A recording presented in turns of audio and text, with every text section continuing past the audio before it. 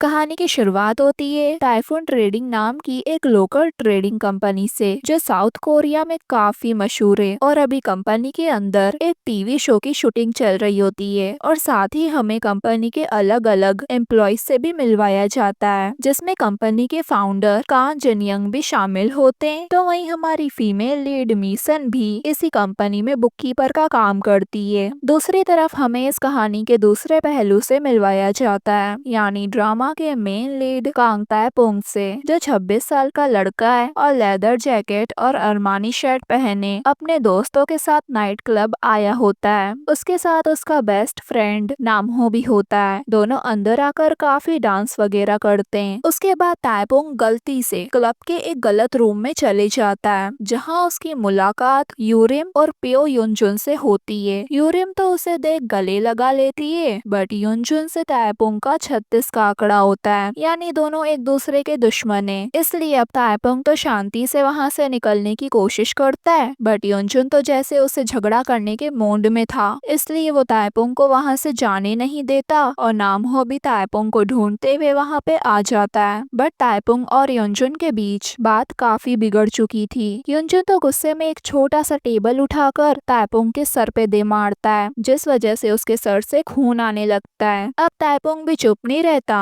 और अपने दोस्त नामहो के साथ मिलकर और लड़कों से झगड़ पड़ता है, जिस वजह से क्लब के अंदर भी काफी नुकसान हो जाता है और नतीजा ये निकलता है कि ये सब जने पुलिस स्टेशन पहुंच जाते हैं। इसी बीच टाइफून ट्रेडिंग की बुककीपर मीसन को दिखाते हैं, जो अपने लिए एक ज्योग्राफी कोर्स में सीट लेने की कोशिश करती है, क्योंकि वो कॉलेज में एडमिशन लेना चाहती है, बट सारी सीट्स फुल होने की वजह से उसे मजबूरी में अर्थ साइंस का कोर्स लेना पड़ता है। तो वही पुलिस स्टेशन में नामहो और ताएपोंग दोनों की मॉम उन्हें छुड़ाने के लिए पहुंचती है, बट नामहो की मॉम तो दोनों को आते से ही मारना शुरू कर देती है। तो वही ताएपोंग की मॉम बहुत सॉफ्ट दिल की होती है, जो उन दोनों बेचारों को बचाने लगती है। तभी वहाँ ट्रेडिंग कंपनी के फाउंडर आते हैं, जो कि ताएपोंग के डैडी हैं, बट वो अपने बेटे को बचाने नहीं बल्कि अपनी वाइफ को ये समझाने आए थे कि उसे उसकी सजा भुगतने दो। बट तभी युनजुन के डैड भी वहाँ आ जाते हैं, जिनका नाम पियो बाक हो है, और वो सभी लड़कों को छुड़ा लेते हैं। वैसे बाको और ताएपोंग के डैड जनियांग की पुरानी जान पहचान होती है, क्योंकि जनियांग उन्हें झुककर सलाम करते हैं। खैर बाको अपने बेटे को लेकर वहाँ से चले जाता है, तो वही नामहो की मॉम अपने बेटे को वहाँ से मारते हुए ले जाती है और ताएपोंग के डैड तो अपने बेटे को ताने देने लगते हैं कि वो एकदम नाकारा है, उसमें तमीज नहीं है, और उन्हें उसे अपना बेटा कहते हुए भी शर्म आती है। अब ये सुनकर ताएपोंग को बुरा तो लगता है, बट वो दिखाता नहीं और शेमलेसली अपने डैड से पैसे मांगने लगता है। तो उसके डैड भी उसे सर पर एक हाथ दे मारते हैं, तो वो बेचारा चुपचाप वहाँ से चले जाता है। फिर वो ग्रीन हाउस आकर अपने पौधों से बातें करने लगता है और उन्हें बताता है कि आज मुझे पहली बार मेरे डैड ने मारा, और फिर रात भर उन पौधों की देखभाल करते हुए के पॉप म्यूजिक पर डांस भी करने लगता है। उसके बाद वो सुबह सुबह फूलों का एक बुके बनाता है और स्टेशन आकर घर जाने के लिए ट्रेन के आने का वेट कर रहा होता है। वहीं स्टेशन पर ताएपोंग के थोड़ा सा आगे मीसन भी खड़ी होती है। अब वो बेचारा रात भर सोया नहीं था, इसलिए उसे झपकियां आने लगती है और गलती से अचानक मीसन के ऊपर ही टपक जाता है, जिससे बेचारी डर जाती है। तो वो जल्दी से उससे माफी मांगता है। देन ट्रेन भी आ जाती है और दोनों उसमें चढ़ जाते हैं, बट सारी सीट्स फुल होती है, तो दोनों को खड़े रहना पड़ता है। थोड़ी देर बाद जब ताएपोंग को बैठने के लिए सीट मिलती है, तो वो एक ओल्ड लेडी को देख उन्हें वो अपनी सीट दे देता है और मीसन के बगल में आकर खड़ा हो जाता है। उसे झपकियां लेते हुए देख मीसन को हंसी आने लगती है। तभी ताएपोंग की नजर उस पर जाती है और वो बस उसे देखने लगता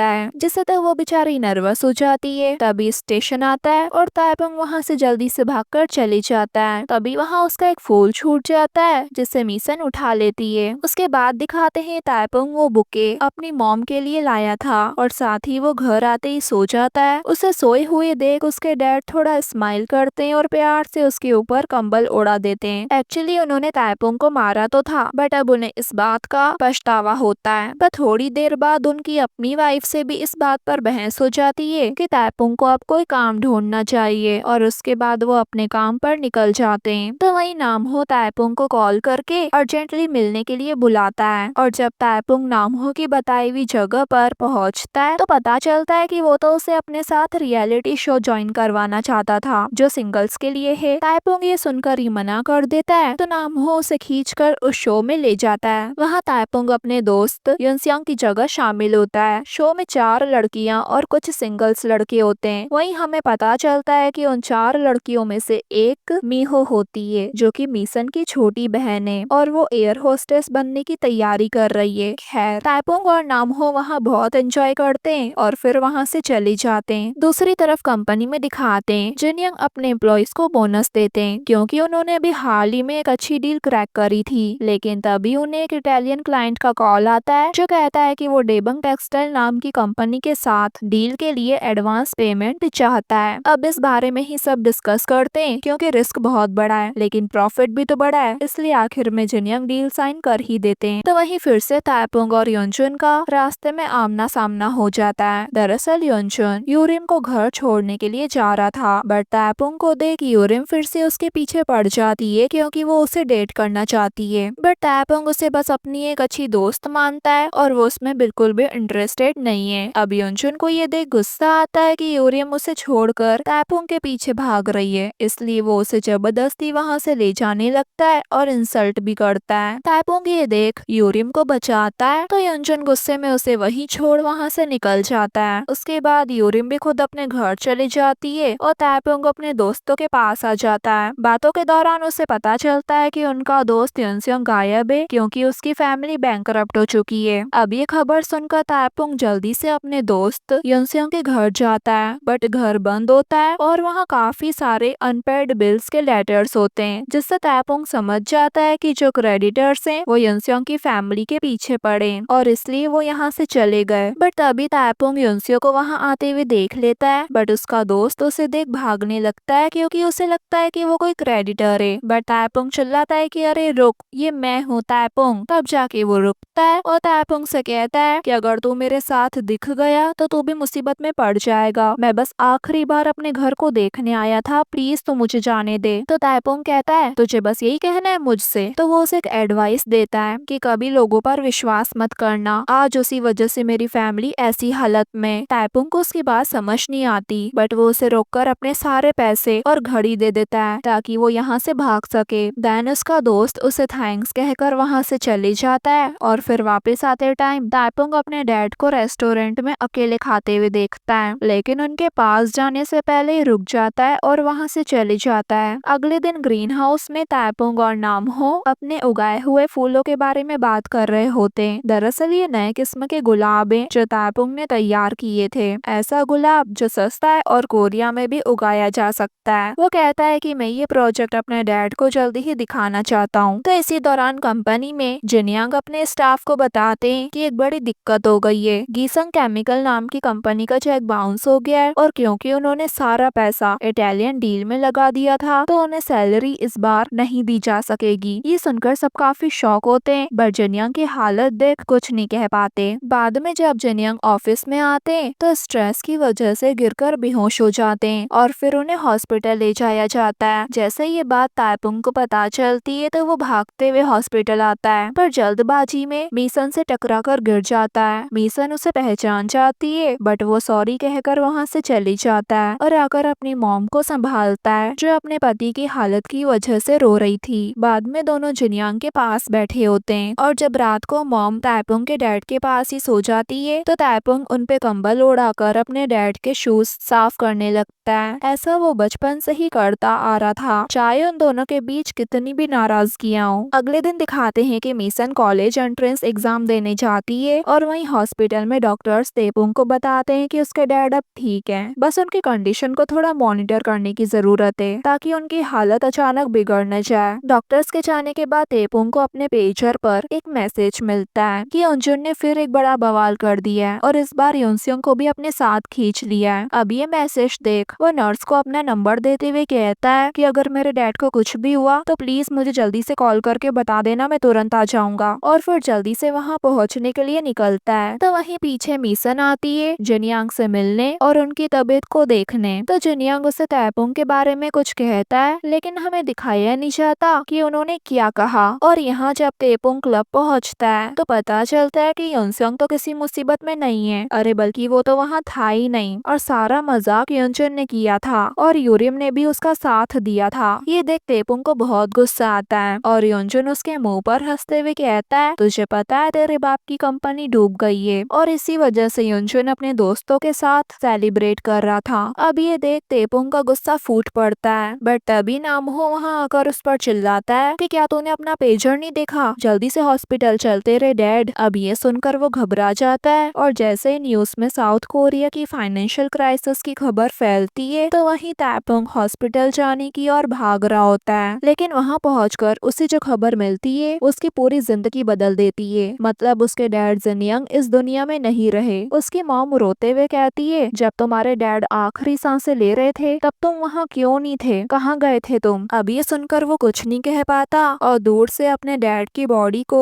फ्यूनरल होम की तरफ जाते हुए देखता रह जाता है। और इसी मोमेंट पर ये पार्ट पूरा होता है गाइस।